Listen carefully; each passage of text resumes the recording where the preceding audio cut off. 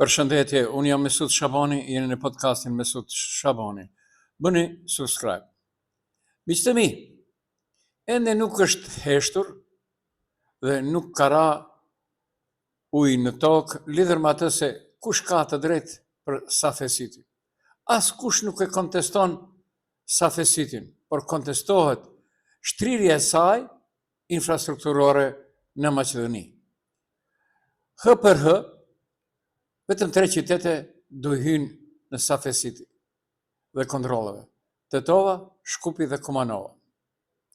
Po marr parasysh se ka mjaft muhabete lidhur me atë se Kumanova, nëpër Kumanov kalohet shumë udhëtar që vinë e shkojnë ose në vendlinje ose ikin për në gurbet.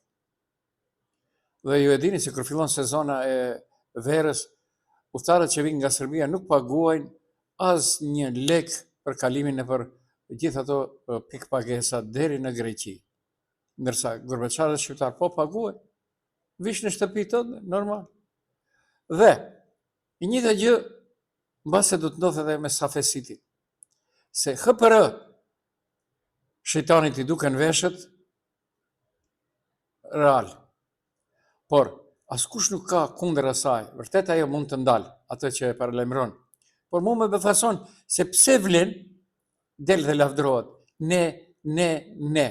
Atëherë, pasi lavdroni edhe jeni pjesë e qeverisë, më dëgjoni. Pra gjithandej, VMRO dhe vlen po qeverisin me ndëshkime. Ligje represive që përshkatrojnë bizneset e vogla. Qeveria udhëhequr nga VMRO dhe për ne vlen, po e kthen pushtetin në makineri ndalimesh dhe gjovash, duke mbushur agjendën qeveritare me ligje ndëshkuese që godasin drejt për drejt qytetarët dhe bizneset e vogla. Draft ligji për produktet e duhanit dhe vetëm hallka e radhës në zinxhirin e represionit ekonomik. U tha, në alibin e kujdesit për shëndetin publik, siç thot Ministria e Shëndetësisë, qeveria po imponon rregulla absurde që nuk e ulin konsumimin e duhanit, por shkatrojnë mbi 4.000 bizneset të vogla, thanë sot biznesmenët e vegjël. Pra, duke përfshi këtu tobako, kioska, minimarkete, restorante, e shumë çka tjetër, që mbajnë familje të tëra dhe punësojnë mira qytetarë. Ndalimi i ekspozimit të produkteve, fshehja e tyre në dollap të errët dhe eliminimi i produkteve të aromatizuara, pa asnjë periudhë tranzitore pra. E patëm ne një muhabet para disa ditësh kur Miftini u tha, në tranzicion dhe u presim deri në gusht, dhe gushti dori se ishte muaj janar, tregtarëve të vegjël që shisnin mallrat e tyre në pazarin e grave në Tetovë, tash po bëhet parking. Pra, është akti pastër ndëshkimi, kjo që po bëhet me duhanin në këto momente, jo politikë publike. Këto masa nuk prekin korporatet të mëdha të duhanit. Dolën dhe thanë, u kemi dhënë 270 milion euro tyre që e prodhojnë duhanin. Por shitjen e vogël në lagje të cilën VMRO dhe vlen po e shtin drejt falimentimit. Kjo qeveri nuk qeveris, ajo urdhëron, nuk reformon, ndalon, nuk dialogon gjobit. Bizneset paralajmërojnë mbyllje masive, shkurtimet e stafit dhe rritjet e ekonomisë informale. VMRO vlen në vend që të mbrojnë ekonominë reale, po e asfiksojnë atë me ligjit e shkruar në zyrë, larg çdo kontakti me terrenin. Dhe interesant, vlen nuk doli të thotë asnjë fjalë se çfarë ndodhi me Mickovskin në Davos. Pjesë e qeverisë jeni. Ju premtonit Evropën. Kjo është fytyra e vërtetë e pushtetit aktual. Pra, autoritar në vendimmarrje, të verur ndaj pajisëve dhe i të pamërshishëm ndaj të vegjëlve. Nëse ky ligj miratohet në këtë formë, përgjithësia për mbylljen e mira dyqaneve, humbjen e mira vendeve të punës dhe varfërimin e mëtejshëm të qytetarëve do të ketë një emër të vetëm VMRO dhe PMN. Në ndërkohë, nuk ka harruar mas safesiti. Më kanë shkruar sot shumë qytetarë, cilët më shkruajnë nëpërmes Facebookut dhe më thonë, e pse për Ohrin kjo nuk vlen, kur turizmi i madh atje pritet të ndodh në pranverë? Po nuk vlen. Dhe çfarë po ndodh në Tetovë? Ndodh në Shkup, në gjithë atë që quhet Maqedoni Perëndimore. Qytetarët këtyre ditë vajtojnë faturat e EVN-s. Dhe thonë, ne paguajmë më shumë për rrymën dhe nuk ka bëjnë pyetje vetvetes, po nuk kanë përgjigje as nga qeveria dhe rregullatori.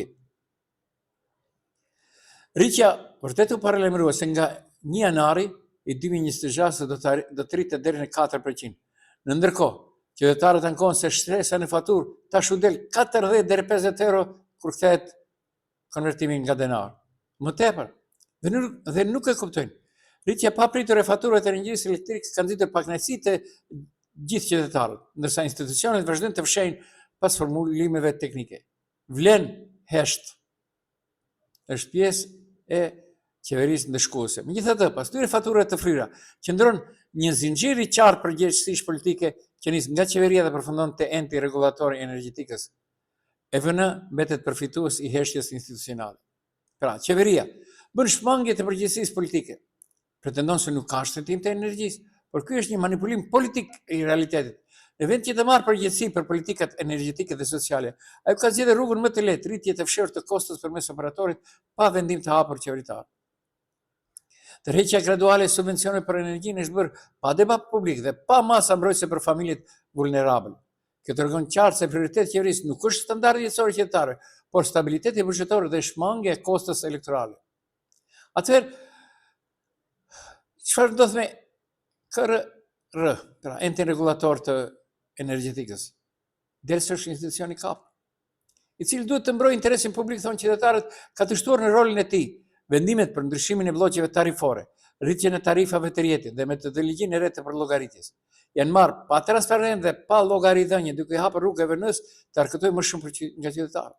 EVN vepron brenda një kornize të lejuar nga shteti. Kompania nuk mund të aplikonte këtë rritje pa miratim të rregullorit, tolerancë të qeverisë dhe mungesë kontrolli institucional.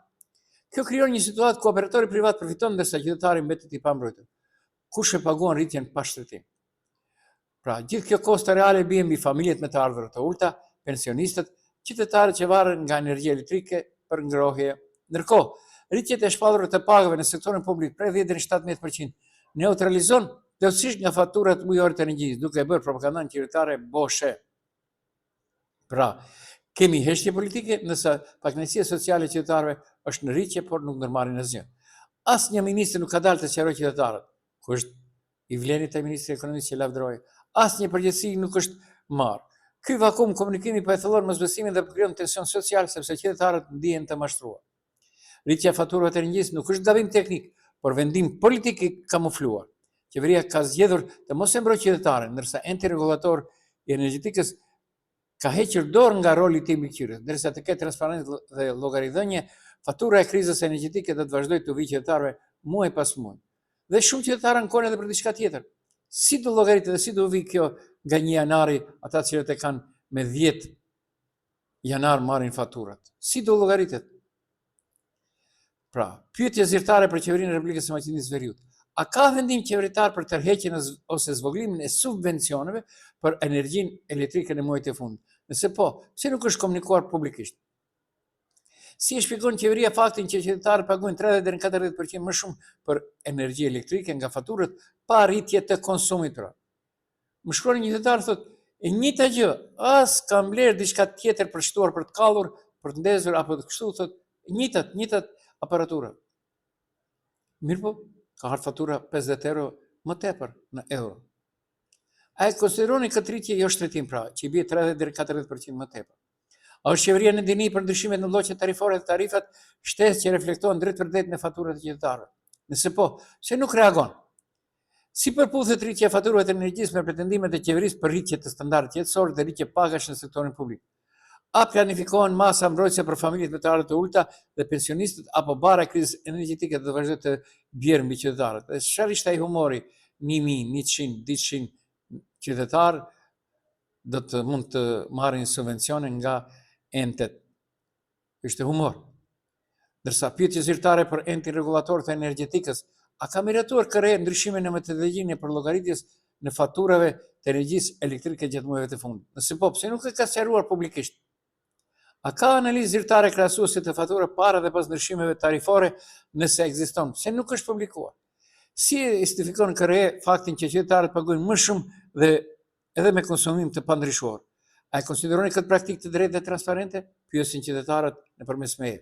Sa ankesa zyrtare ka pranuar kryer nga qytetarë lidhur me fakturat e EVN-s në 3 muajt e fundit dhe sa prej tyre janë shqyrtuar. Doli një numër shumë qesharak. A e mbron interesin qytetarëve apo interesin financiar të operatorit privat? Dhe cili është roli real i rregullatorit në këtë situatë? Ndërsa pyetje për EVN-n për ballafaqim publik. A ka ndryshuar EVN mënyrën e llogaritjes së konsumit dhe bllloqeve tarifore? Pse faturat janë rritur ndjeshëm dhe pa rritje të konsumit? A ka miratim të drejtë nga KRE për këto ndryshime? Pra, edhe një herë, në këtë krizë ekonomike dhe politike, një vetmi që mund të mbledh para nga qytetarët, sepse edhe pse me ligj ka për detyrë që nëpërmes fakturave dhe paraqitjeve në gjyq, ai duhet të ndalojë rrymën, ato pa vënë në funksion të rregullore o ndërpresën rrymën qytetarëve. Pra, gjyqi është ajo që ndërpret rrymën qytetarëve, vendimet gjyqësore, jo EVN. Okej, nuk është okej, për ne vazhdojmë më tepër. Gjithë bara bien mbi vlenë, e cila ka marrë rolin që të heshtë, edhe pse punët nuk e kanë në dizen. Njëherë, unë jam Mesut Shabani, ishit në podcastin Mesut Shabani. Bëni një subscribe.